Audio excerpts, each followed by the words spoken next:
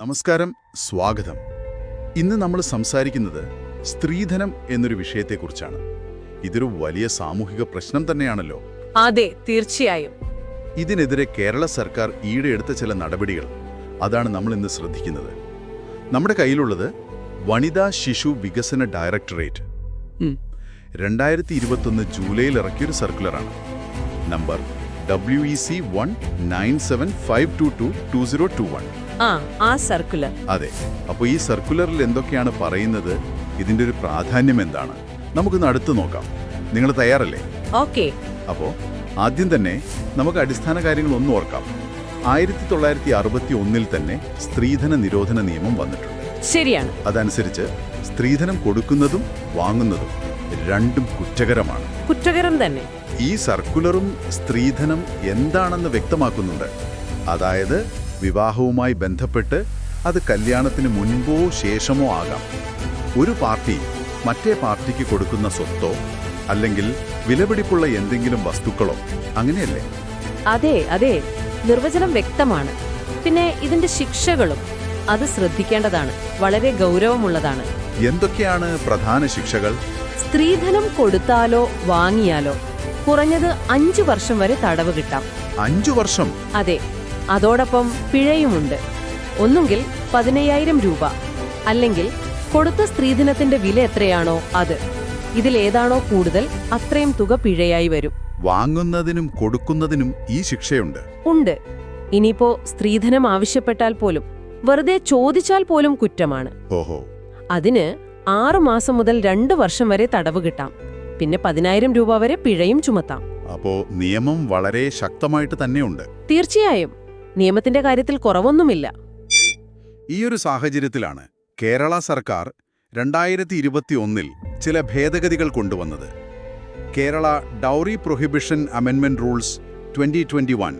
അതെ. അതനുസരിച്ച് പുതിയ ചില ഉത്തരവാദിത്തങ്ങളൊക്കെ വന്നിട്ടുണ്ട്. ജില്ലാതലത്തിൽ വനിതാ ശിശു വികസന ഓഫീസർക്ക് ഒരു പുതിയ റോള് കൊടുത്തു, ജില്ലാ സ്ത്രീധന നിരോധന ഓഫീസർ. ശരിയാണ്. അതുപോലെ സംസ്ഥാന തലത്തിൽ ഡയറക്ടറെ ചീഫ് സ്ത്രീധന നിരോധന ഓഫീസറായി നിയമിച്ചു. ഈ പുതിയ തസ്തികകൾ ഒരു പ്രധാനപ്പെട്ട മാറ്റമാണ്. നിയമം നടപ്പാക്കാൻ കുറച്ചുകൂടി ശ്രദ്ധ വരും എന്നാണല്ലോ കരുതുന്നത്. അതെ. അവർക്ക് കൂടുതൽ അധികാരം കിട്ടുന്നുണ്ടോ, അതോ ഏകോപനമാണോ ലക്ഷ്യം? പ്രധാനമായും ഏകോപനവും മേൽനോട്ടവുമാണ്. പരാതികൾ വരുമ്പോൾ ഇടപെടാനും നടപടിയെടുക്കാനും ഇത് സഹായിക്കും. പിന്നെ ഇതിലെ ഏറ്റവും ശ്രദ്ധേയമായൊരു കാര്യം, അത് സർക്കാർ ജീവനക്കാർക്ക് ബാധകമായ ഒരു നിർദ്ദേശമാണ്. അതെന്താണ്? 2004 കേരള സ്ത്രീധന നിരോധന ചട്ടങ്ങളിൽ പറയുന്നൊരു കാര്യമാണ്. റൂൾ 74 അനുസരിച്ച് വിവാഹിതരാവുന്ന എല്ലാ സർക്കാർ ജീവനക്കാരനും. അതെ, അവർ സ്ത്രീധനം വാങ്ങിയിട്ടില്ല എന്ന് പറയുന്ന ഒരു സത്യവാങ്മൂലം, ഒരു ഡിക്ലറേഷൻ കൊടുക്കണം. എപ്പോ കൊടുക്കണം? വിവാഹം കഴിഞ്ഞ് 1 മാസത്തിനകം അവരുടെ ഡിപ്പാർട്ട്മെന്റ് മേധാവിക്കാണ് കൊടുക്കേണ്ടത്. ആ സത്യവാങ്മൂലത്തിൽ ആരുടെയൊക്കെ ഒപ്പ് വേണം? ജീവനക്കാരന്റെ ഒപ്പ് വേണം, പിന്നെ ഭാര്യയുടെ ഒപ്പ്, സ്വന്തം അച്ഛന്റെ ഒപ്പ്, ഭാര്യ പിതാവിന്റെ ഒപ്പ്, ഇത്രയും പേർ ഒപ്പിടണം. ഓക്കെ. അപ്പോ ഇത് സർക്കാർ തലത്തിൽ നിന്ന് തന്നെ ഒരു മാറ്റം കൊണ്ടുവരാനുള്ള ശ്രമം അങ്ങനെ കാണാമോ? ഒരുപക്ഷെ അതെ. സർക്കാർ സംവിധാനത്തിനകത്ത് ഒരു ഉത്തരവാദിത്വം ഉറപ്പാക്കുക എന്നൊരു ലക്ഷ്യം ഇതിനുണ്ടാവാം. ഈ സത്യവാങ്മൂലം കൂടാതെ വേറെയും നിർദ്ദേശങ്ങളുണ്ട് ഈ സർക്കുലറിൽ.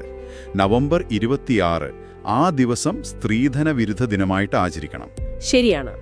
അതൊരു ബോധവൽക്കരണത്തിന്റെ ഭാഗമാണ്. അതുപോലെ സ്കൂളുകളിലും കോളേജുകളിലും, ഹൈസ്കൂള്, VHSC ഹയർ സെക്കൻഡറി, പിന്നെ ടെക്നിക്കൽ, നോൺ ടെക്നിക്കൽ കോളേജുകൾ, അവിടെയുള്ള വിദ്യാർത്ഥികളൊക്കെ ഒരു പ്രതിജ്ഞ എടുക്കണം. എന്താണ് പ്രതിജ്ഞ? ഞാൻ സ്ത്രീധനം കൊടുക്കുകയോ വാങ്ങുകയോ ചെയ്യില്ല എന്ന പ്രതിജ്ഞ. ഇതിനെക്കുറിച്ച് എന്താണ് തോന്നുന്നത്?